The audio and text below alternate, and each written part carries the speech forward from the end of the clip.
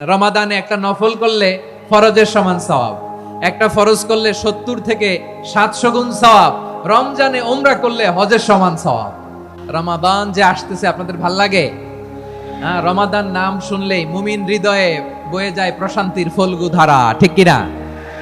একটা আনন্দ, একটা উচ্ছ্বাস আমাদের হৃদয়ের মধ্যে চলে আসে। রমাদান সাইয়্যিদুশ শুহুর, 12 মাসের মধ্যে সবচাইতে শ্রেষ্ঠতম মাস রমাদান আল মুবারক আসছে। আত্মশুদ্ধির মাস, আত্মসংশোধনের মাস, শুদ্ধাচারের মাস, নিজেকে আলোকিত করবার মাস, ঠিক কিনা বলেন? এই রমাদানুল মুবারকে আমাদের কি করণীয়, কি বর্জনীয়, what to do and what not to do, এই টপিকস এর উপর কিছু কথা আপনাদের সামনে উপস্থাপন করব ইনশাআল্লাহ। ওমা তাওফীকি ইল্লা বিল্লাহ। আমার প্রিয় ভাইয়েরা, আমি আমার খুতবার শুরুতে সূরা বাকারার 185 নম্বর আয়াত তেলাওয়াত করেছি, যেখানে আল্লাহ তাআলা কোন মাসে কুরআন আল কারীমকে, মহাবিশ্বের মহাবিশ্বয় কুরআন আল কারীমকে এই পৃথিবীতে নাজিল করেছেন সেটা আমাদেরকে জানিয়েছেন। আল্লাহ তাআলা ইরশাদ করছেন, শাহরু রমাদানাল্লাযী উনজিলা ফীহিল কুরআনু হুদাল লিন্নাস ওয়া বাইনাতিম মিনাল হুদা ওয়াল ফুরকান। আল্লাহ বলেন, রমাদান এমন একটা মাস যে মাসে কোরআন নাজিল করা হয়েছে, আর এই কোরআন হচ্ছে বিশ্ব মানবের জন্য পথ নির্দেশিকা, হেদায়েতের সুস্পষ্ট বর্ণনা এবং সত্য মিথ্যা পৃথক করার আসমানি মানদণ্ড রূপে জামিনে আমাদের জন্য কোরআন নাজিল করেছে কে? আওয়াজ করে বলেন তো, আল্লাহর নাজিল করা এই কোরআনে কোনো ভুল আছে? সবাই বলেন নাই। সবাই বললে এতটুকু আওয়াজ হয় আমি বিশ্বাস করি না। গলা ছেড়ে দিয়ে বলেন, আল্লাহর নাজিল করা এই সর্বশেষ আসমানি কিতাব আল কোরআনে কোনো ভুল আছে? সন্দেহ আছে? সংশয় আছে? বিয়ন্ডলেস, বাউন্ডলেস, বটমলেস এমন কিতাব যেটা পড়ে গবেষণা করে এর তথ্য, উপাত্ত, ইনফরমেশন, লেসন নিয়ে শেষ করা যায় না। সুবহানাল্লাহ। আল্লাহ বলেন, এই কোরআনকে আমি রমাদানে নাজিল করেছি, যেটা বিশ্ব মানবের জন্য পথ নির্দেশিকা। এতে আছে হেদায়েতের সুস্পষ্ট বর্ণনা আর সত্য মিথ্যা পার্থক্য করার মানদণ্ড, কোনটা সত্য কোনটা মিথ্যা এটা কোরআন দিয়ে ডিফারেন্সিয়েট করা যায়। কোরআন হচ্ছে ফুরকান, to differentiate between right and wrong. কোনটা সত্য, কোনটা মিথ্যা, কোনটা ভুল, কোনটা নির্ভুল, এটা কোরআন দিয়ে যাচাই করা যায়। চিল্লায় বলেন ঠিক কিনা? এজন্য এই কোরআন দিয়ে আমাদের জীবন সাজাতে হবে। কোরআন দিয়ে জীবন না সাজালে জীবন আলোকিত হয় না। কোরআন দিয়ে পরিবার না সাজালে পরিবার আলোকিত হয় না। কোরআন দিয়ে সমাজ না সাজালে সমাজটা শান্তিময় হয় না। শুধু দুর্নীতি দমন কমিশন দিয়ে দুর্নীতি বন্ধ করা যায় না। কোরআনের আইন বাস্তবায়ন করা ছাড়া এই সমাজ থেকে দুর্নীতি বন্ধ করা যাবে না। চিল্লায় বলো ঠিক কিনা? আমার প্রিয় ভাইরা, এই কোরআন নাজিল হয়েছে রমাদান আল মুবারক, এই বরকতময় মাসে। তাই আমাদের উচিত এই মাসে আসন্ন যে রমাদান আল মুবারক, এই রমাদানে কোরআনের সাথে নিজেদের সম্পর্ককে বাড়ানো। আমার প্রিয় চাঁপাইনবাবগঞ্জের ভাইয়েরা, আমরা কি আসন্ন রমাদানে কোরআনের সাথে আমাদের অ্যাটাচমেন্ট, সম্পর্ক বাড়াতে চাই? চান সবাই? আপনি কি জানেন কোরআন নিয়ে কোন ফেরেশতা পৃথিবীতে এসেছিল? জানেন? ফেরেশতার নাম কি বলেন তো? জিবরিল আলাইহিস সালাম। একটু খেয়াল করে শুনেন, কান দুটো খরগোশের কানের মতো খাড়া করে আমার দিকে তাকান। সাইয়েদনা জিবরিল কোরআন নিয়ে এসেছেন, ফলে উনি হয়েছেন শ্রেষ্ঠ ফেরেশতা। বিশ্ব নবীর উপর কোরআন নাজিল হয়েছে, তাই তিনি হয়েছেন শ্রেষ্ঠ নবী। রমাদানে কোরআন নাজিল হয়েছে, তাই রমাদান হয়েছে শ্রেষ্ঠ মাস। কদরের রাতে কোরআন নাজিল হয়েছে, তাই কদর হয়েছে শ্রেষ্ঠ রাত। আমরাও যদি কোরআনের সাথে সম্পর্ক বাড়াই, আমাদের মর্যাদাও এরকম, আমাদেরকেও শ্রেষ্ঠ মানুষ বানায় দিবে কে? এজন্য কোরআনের সাথে সম্পর্ক বাড়াইতে রাজি আছেন তো? যারাই কোরআনের সাথে সম্পর্ক বাড়ায় এদের মর্যাদা বাড়ায় দেয় কে? দেখবেন আমাদের হাফেজে কোরআন, তারা ইন্টারন্যাশনাল কোরআন কম্পিটিশনে যে গোটা বিশ্বকে পেছনে ফেলে প্রথম পুরস্কার নিয়ে আসে। এত ছোট ছোট বাচ্চা, ও সমাজ বোঝে না, রাজনীতি বোঝে না, টাকা পয়সা বোঝে না, কিচ্ছু বোঝে না, কিন্তু গোটা বিশ্বে ওকে সম্মানের চেয়ারে আসীন করেছে কে? এই কোরআনের সাথে লাগলে আল্লাহ তাআলা সম্মান বাড়িয়ে দেয়। আমার প্রিয় ভাইয়েরা, আসুন আমরা শুরুতেই, আলোচনার শুরুতেই শপথ নেই যে আসন্ন রমাদানে আমরা কোরআনের সাথে নিজেদের সম্পর্ককে মজবুত করব ইনশাআল্লাহ। সবাই বলুন ইনশাআল্লাহ। শাবান মাস আসলে, রজব মাস আসলে সাহাবারা কি করতেন আসুন আমরা দেখি কিভাবে তারা রমাদানকে ওয়েলকাম জানাতেন। রজব শাবান আসলেই ওনারা রমাদান পর্যন্ত পৌঁছার আকুতি, আগ্রহ আর ফরিয়াদ আল্লাহর কাছে জানাতেন আর বলতেন, ইয়া আল্লাহ, রমজান পর্যন্ত আমাদের হায়াত বাড়িয়ে দাও। আল্লাহুম্মা বাল্লিগনা রমাদান, আল্লাহ তুমি রমজান পর্যন্ত আমাদের পৌঁছে দাও। আল্লাহুম্মা বারিক লানা ফি রজব ওয়া শাবান ওয়া বাল্লিগনা রমাদান, আল্লাহ রজব শাবানে বরকত দাও, আল্লাহ রমজান পর্যন্ত তুমি আমাদেরকে পৌঁছে দাও। আওয়াজ করে পড়েন আমিন। আমার প্রিয় চাঁপাইনবাবগঞ্জের ভাইরা, গত বছর অনেকের সাথে আমরা একসাথে রমাদান কাটিয়েছি, তাদের অনেকে দুনিয়াতে এখন বেঁচে নাই, এরকম আছে না নাই? এই যে আরো 7 দিন বাকি রমাদান আসতে, এই 7 দিন পর্যন্ত আমরা রমাদান পাবো, কোনো গ্যারান্টি আছে? আচ্ছা, এই বছর যদি খুশনসিব হয় আমাদের, আমরা যদি পাই, আগামী বছরও যে রমাদান আমরা পাবো, কোনো গ্যারান্টি আছে? তাহলে আসুন আমরা ভেবে নেই, হতে পারে this Ramadan could be the last and final Ramadan in our life. হতে পারে এই রমাদানই হতে পারে আমার জীবনের শেষ রমাদান। ঠিক কিনা বলেন? তাই আসুন আমরা আল্লাহর কাছে দোয়া করি, আল্লাহুম্মা বাল্লিগনা রমাদান, আল্লাহ তুমি রমাদান পর্যন্ত আমাদেরকে পৌঁছে দাও। আওয়াজ করে পড়েন আমিন। ইবনু রাজব আল হাম্বলি লাতাইফুল মাআরিফের মধ্যে লিখেছেন, সাহাবারা ওনারা রমাদান কেন্দ্রিক, আমাদের সালাফ সালফে সালেহিনরা রমাদান কেন্দ্রিক জীবন কাটাতেন। ওনারা রমজান আসার 6 মাস আগে আল্লাহর কাছে দোয়া করতেন, আল্লাহ রমজান পর্যন্ত পৌঁছে দাও। রমজান চলে যাওয়ার পরে বাকি 6 মাস আল্লাহর কাছে দোয়া করতেন, আল্লাহ এই রমাদানে যে ইবাদত করেছি, এই ইবাদত গুলো তুমি কবুল করে নাও। সুবহানাল্লাহ। তাহলে পুরো বছর রমাদান কেন্দ্রিক জীবন। রমজান আসার আগে 6 মাস দোয়া করতো, আল্লাহ আমরা যেন রমজান পাই। রমজান চলে যাওয়ার পরে বাকি 6 মাস বলতো, আল্লাহ রমজানে যে ইবাদত করেছি এগুলো তুমি কবুল করে নাও। আবার এই শাবান মাসে আল্লাহর হাবিব সাল্লাল্লাহু আলাইহি ওয়াসাল্লাম সবচেয়ে বেশি রোজা রাখতেন। কানা ইয়াসুমু শাবানা কুল্লাহ, সবচেয়ে বেশি রোজা রাখতেন শাবান মাসে। ওয়া কানা ইয়াসুমু শাবানা ইল্লা কলিলা, শাবানের অল্প কয়েকদিন ছাড়া পুরো শাবানটাই বিশ্বনবী রোজা রাখতেন। সুবহানাল্লাহ পড়েন। এই শাবানে আপনারা রোজা রাখছেন তো? রাখছেন? আল্লাহ তুমি কবুল করো, আমরা সবাই পড়ি আমিন। এই শাবান শেষে আমাদের মধ্যে আগমন করবে রমাদান, এবং এই রমাদানুল মুবারক আল্লাহ তাআলা আমাদের জন্য সিয়াম ফরজ করেছেন। কি ফরজ করেছেন? তিনি সূরাতুল বাকারার 183 নম্বর আয়াতে ইরশাদ করছেন, রাব্বুল আলামিন বলেন, ইয়া আইয়ুহাল্লাযীনা আমানু কুতিবা আলাইকুমুস সিয়ামু কামা কুতিবা আলাল্লাযীনা মিন ক্বাবলিকুম লাআল্লাকুম তাত্তাকুন।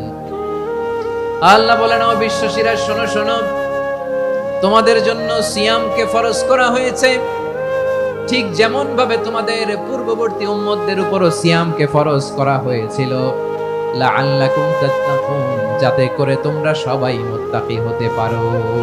সুবহানাল্লাহ বলেন, যাতে করে তোমরা আল্লাহ সচেতন হতে পারো। তাহলে সিয়ামকে, এই সামনে যে রমাদান আসতেছে আমার প্রিয় ভাইয়েরা, এই পুরো রমাদান ব্যাপী সিয়াম সাধন করা, সিয়াম পালন করাকে আমাদের জন্য ফরজ করে দিয়েছে কে? রমাদানের রোজা রাখার নফল নাকি? রমাদানে সিয়াম পালন করা কি নফল? সুন্নাত? তাহলে কি ফরজ? আওয়াজ করে বলেন, রমাদানের রোজা রাখা কি ফরজ? এটা শুধু আমাদের উপরই ফরজ না, আমাদের আগে যত জাতিগোষ্ঠী এই পৃথিবীতে এসছে সবার উপরে সিয়াম পালনকে ফরজ করেছে কে? সবার উপরে আল্লাহ তাআলা সিয়াম পালনকে ফরজ করেছিলেন। তবে ধরনটা ভিন্ন ছিল, এক এক জাতিগোষ্ঠীর জন্য এক এক ধরনের ছিল। আমাদের জন্য সিয়াম ফরজ টানা 1 মাস 30 দিন বা 29 দিন। কোন কোন উম্মতের উপর 30 দিন না, মাত্র 3টা রোজা ফরজ ছিল। কয়টা? আওয়াজ করে বলেন। আপনাদের কি মনোযোগ আছে না গেছে? মনোযোগ আছে? তাকবীর পড়েন তো, লিল্লাহে তাকবীর। আমাদের 1 মাস সিয়াম ফরজ। পূর্ববর্তী অনেক উম্মতের উপর 1 মাস ছিল না, 3টা ফরজ ছিল। কয়টা? প্রতি মাসের 13, 14, 15 ফরজ ছিল তাদের জন্য। কারো জন্য শুধু একটা, আশুরার রোজা। কোন কোন উম্মতের জন্য 10টা। কোন কোন উম্মতের জন্য রোজা ফরজ ছিল মৌনতার রোজা, আরবিতে বলে সওমুল ইনসাত, মানে সারাদিন খেতে পারবে, পান করতে পারবে, স্ত্রীর সাথে মেলামেশা করতে পারবে, কিন্তু কথা বলতে পারবে না। কথা বললেই তাদের রোজা ভেঙে যেতে। পড়েন সুবহানাল্লাহ। কি অদ্ভুত ব্যাপার! মৌন সম্মতির রোজা। যেমনটি সাইয়্যিদাতুনা মারিয়াম আলাইহিস সালাম বলেছেন, ইন্নী নাযারতু লির-রাহমানি সাওমা ফালান উকাল্লিমাল ইয়াওমা ইনসিয়া। তিনি বলেছেন, আজকে আমি রহমানের জন্য মানে আল্লাহর জন্য রোজা মানত করেছি, আজকে আমি কারোর সাথে কথা বলতে পারবো না। তো রোজা রাখলে কথা বলতে পারবে না কেন? কারণ ওই শরীয়তে রোজার বিধান ছিল সকাল থেকে সন্ধ্যা খেতে পারবেন, পান করতে পারবেন, কিন্তু কথা বলতে পারবেন না। কথা বললেই রোজা ভেঙে যেত। সুবহানাল্লাহ বলেন। তাহলে সব জাতিগোষ্ঠীর উপরে রোজা ফরজ ছিল, কিন্তু ধরনটা ভিন্ন ছিল। মজার ব্যাপার হচ্ছে, আপনি বর্তমানেও বিভিন্ন ধর্মের দিকে তাকান, বৌদ্ধ ধর্ম, হিন্দু ধর্ম, খ্রিস্ট ধর্ম, তাদের মধ্যেও রোজা আছে। ইংরেজরা, খ্রিস্টানরা এটাকে বলে ফাস্টিং। কি বলে? ফাস্টিং। আমাদের হিন্দু ভাইয়েরা বলে উপবাস। তারা কি বলে? উপবাস। আবার এখন আন্দোলনেরও একটা মাধ্যম হয়েছে এটা, না খেয়ে থাকা। এটারে বলে অনশন। এটারে কি বলে? অনশন ধর্মঘট। মানে আমাদের দাবি না মানলে আমরা খাবো না, রোজা রাখলাম। আছে না নাই? তারপরে আধুনিক বিজ্ঞান এটার একটা নাম দিয়েছে না খেয়ে থাকাকে, অটোফিজি। কি বলে? অটোফিজি। জাপানের এক চিকিৎসা বিজ্ঞানী এই অটোফিজির উপর গবেষণা করে সে নোবেল পেয়েছে। সুবহানাল্লাহ পড়বেন না? এজন্য আল্লাহ তাআলা আমাদের জন্য গোটা রমাদানে এই সিয়ামকে ফরজ করে দিয়েছেন। আওয়াজ করে বলেন আল্লাহু আকবার। রাব্বুল আলামিন বলেন, ইয়া আইয়ুহাল্লাযীনা আমানু কুতিবা আলাইকুমুস সিয়াম।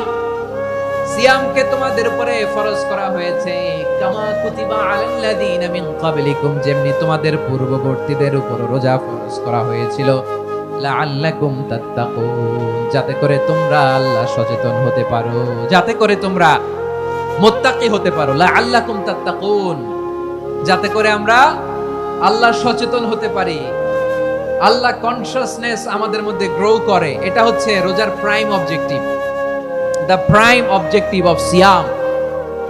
অনেকে জিজ্ঞেস করলে অনেকে বলে রোজার মূল উদ্দেশ্য হচ্ছে না খেয়ে থাকা। না। অনেকে বলে গরিবদের কষ্ট অনুধাবন করা রোজার উদ্দেশ্য। না। রোজার উদ্দেশ্য কি, সিয়াম পালনের উদ্দেশ্য কি, এটা আল্লাহ তাআলা স্পষ্ট এই আয়াতের পেছনে বলেছেন যে লাআল্লাকুম তাত্তাকুন, যাতে করে তোমরা আল্লাহ সচেতন হতে পারো, আল্লাহ ভীতি তোমাদের মধ্যে গ্রো করে, গড কনসিয়াসনেস, আল্লাহ কনসিয়াসনেস, আল্লাহ সচেতনতা যেন বাড়ে, দ্য সেন্স অফ অ্যাকাউন্টেবিলিটি। আল্লাহর সুপ্রিম কোর্টের কাঠগড়ায় এই দুনিয়াতে আমি যাই করলাম তার সবকিছু যে পাই টু পাই হিসাব দিতে হবে, এই sense, to enhance the sense that whatever we do, Allah is watching me. আপনি যাই করেন কেউ দেখে না, কিন্তু দেখে কে? শুরুতেই তো জিজ্ঞেস করেছিলাম যে কেউ যেটা দেখে না সেটা দেখেন কে? কেউ যেটা শোনে না সেটা শোনেন কে? এর নাম হচ্ছে লাআল্লাকুম তাত্তাকুন, যাতে করে তোমরা আল্লাহ সচেতন হতে পারো, আল্লাহ ভীরু হতে পারো। দুনিয়ার কেউ দেখে না, কিন্তু আল্লাহ দেখে। এটাই রোজার মূল শিক্ষা। আমার প্রিয় ভাইরা, আপনি লুকিয়ে লুকিয়ে ঘরের ভেতরে অন্যায় করেছেন, পাপ করেছেন, আপনার বাবা দেখে নাই, মা দেখে নাই, স্ত্রী দেখে নাই, কিন্তু দেখেছে কে? আল্লাহর চোখ ফাঁকি দেয়া যায়? আচ্ছা, বুঝে থাকলে বলেন তো, সিসি ক্যামেরার চোখ ফাঁকি দেয়া যায় কি যায় না? পুলিশের চোখ, র্যাবের চোখ, বিমানবন্দরে কাস্টমস অফিসারের চোখ, কিন্তু আমার আল্লাহর চোখ? সবাই বলেন, আল্লাহর চোখ ফাঁকি দেয়া যায়? এই সেন্সটা নিয়ে আসা নিজের মধ্যে, whatever I do, Allah is watching me. যাই করি আল্লাহ দেখে। লাআল্লাকুম তাত্তাকুন।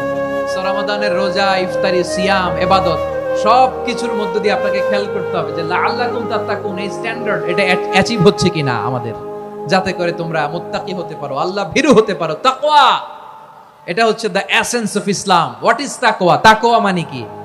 তাকওয়ার সংজ্ঞা অনেকে অনেক ভাবে দিয়েছেন। আমি সরাসরি সাহাবাদের কাছ থেকে একটা সংজ্ঞা আপনাদের শোনাচ্ছি। ওমরে ফারুক রাদিয়াল্লাহু তাআলা আনহু উবাই ইবনে কাব রাদিয়াল্লাহু তাআলা আনহুকে জিজ্ঞেস করেছিলেন, ইয়া উবাই মা হুয়া তাকওয়া? হে উবাই, তাকওয়া কি? তাকওয়া কাকে বলে? উবাই ইবনে কাব তিনি প্রশ্নের উত্তর না দিয়ে উনিও আবার প্রশ্ন ছুড়লেন। তিনি বললেন, ইয়া আমিরুল মুমিনিন, আমা সালাকতা তরিকান যা শাউক? আপনি কি কাঁটাযুক্ত রাস্তা দিয়ে মরুভূমিতে কখনো হেঁটেছেন, যে রাস্তার চারদিকে ক্যাকটাস, গুলমলতার কাঁটা? হেঁটেছেন? ওমরে ফারুক বললেন, নাম, হেঁটেছি। বালা, হেঁটেছি। কাইফা আমিলতা, কিভাবে হেঁটেছেন?